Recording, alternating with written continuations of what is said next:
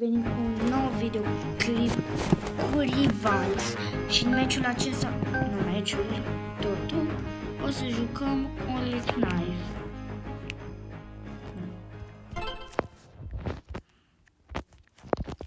Deci am dat din greșeală pe random și s-a ales Dox.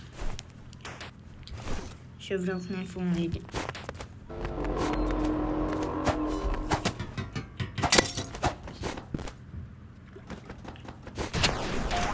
Are pixel sniper.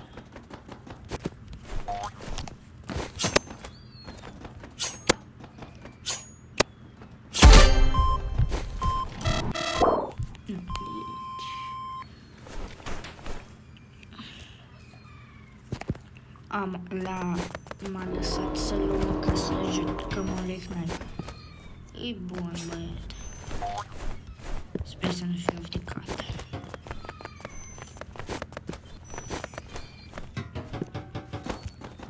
Deci,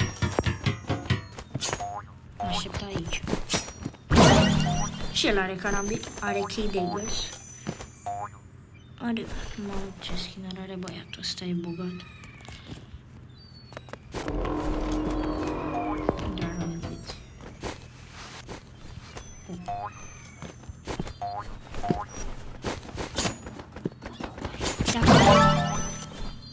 Dacă vedeți videoclipul acesta, vă rog să dați un like aici, un subscribe și like și la primul meu videoclip.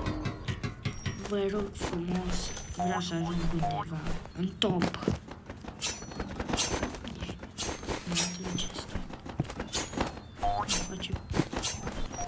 Nici n-aveam și facem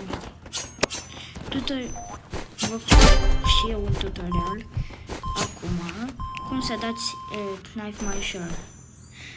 Deci, să zic că băiatul stă acolo, ești cu spatele și dai o necare așa și când ești în fața lui îi dai Knife și o să dai 150. Nu mereu se întâmplă să dați 150, dar este bună. Ați văzut? Am dat așa și am dat când am ajuns în spatele lui și puteți și când sunteți în fața lui. Deci ați făcut așa, hop și hai. Acum v-am făcut un tutorial cum se...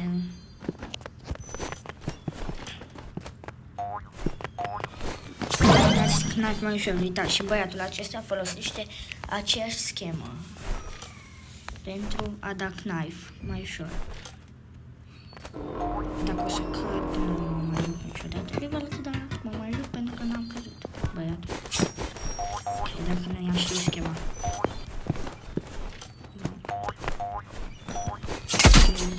Am dat 150, dar la geam, nu lui. Ca să nu ziceți că e hackerul. V-am spus să ziceți, băi, ai dat acolo 150, doar că el n-a murit. Nu, am dat la geam. Am dat la geam deoarece el nu era acolo. Și băiatul acesta mă bate. Uitați-l, ce fel vine. Ca șobolanul. Deci dacă iarăși dădeam la geam, mai bine dau la nimic decât. Băiatul nu e aici. E aici.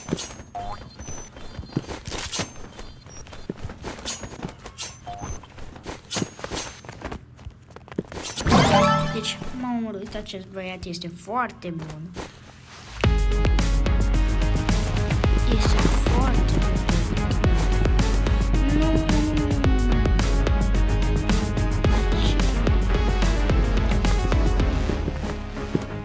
Să poate să mă auziți mai încet pentru că mă doare gâtul. Mă doare foarte tare gâtul.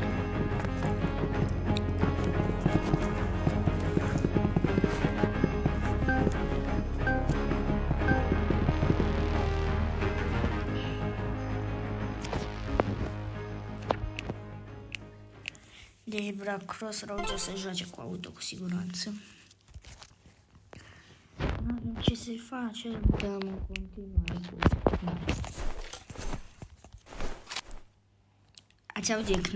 Ați auzit sniperul, nu? Asta zic.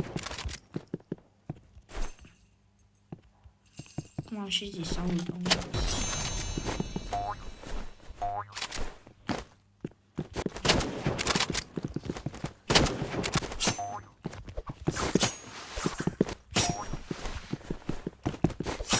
Deci nu merită 100 level, bă. Deci...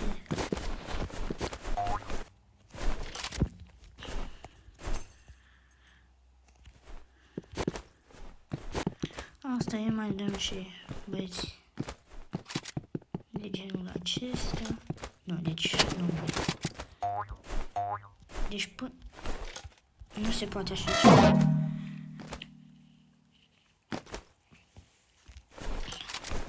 Acum eu sunt sus. Wow, de ce zice wow?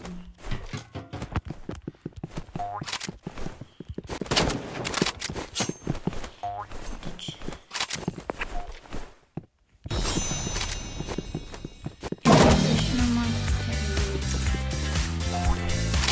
direct pe video mă bate cu auto, direct pe video.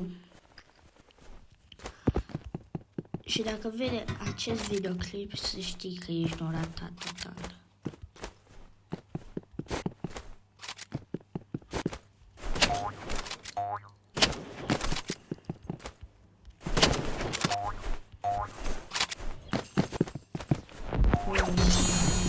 Bot. Asta trebuie să îți zică singur. Wow, miss, nice. Deci uitați-vă și voi. Nici nu pune bine ținta că nu uit. Deci dacă eu mă duc aici, el e sus acum. L-a spawnat acolo, cum ziceam.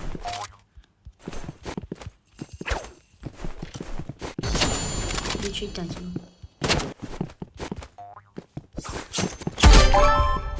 Măcar 1-0. Măcar la 1.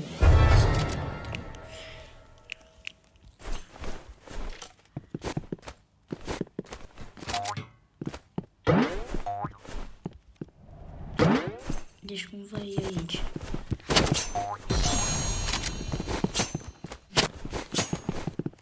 Uitați-vă cum fuge.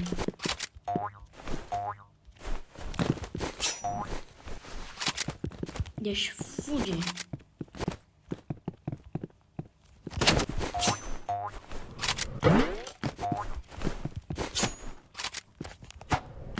Uitați-vă.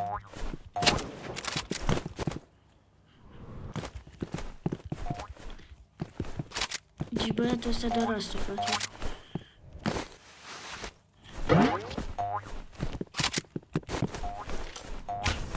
Mă scuzați, chat. Mă scuzați cei care se uită la videoclip, dar degeaba o să mă arunc de pe hartă doar ca să nu facă. Este un băiat foarte slab. Deci dacă ai auto, atâta vă spun. Nu jucați cu auto, nu este bine, nimeni nu o să mă mai joace cu voi. E Rivals, așa că dacă sunteți pe telefon sau consolă, nu jucați cu auto ca acest băiat. La început să vă uitați cum sunteți la început, dar nu știți. Intrați aici la settings, din nou pe aceasta. Duceți-vă și aici, auto shot mode, dissembled, ca să fiți buni din prima. Și acesta a fost și videoclipul meu. Vă salut!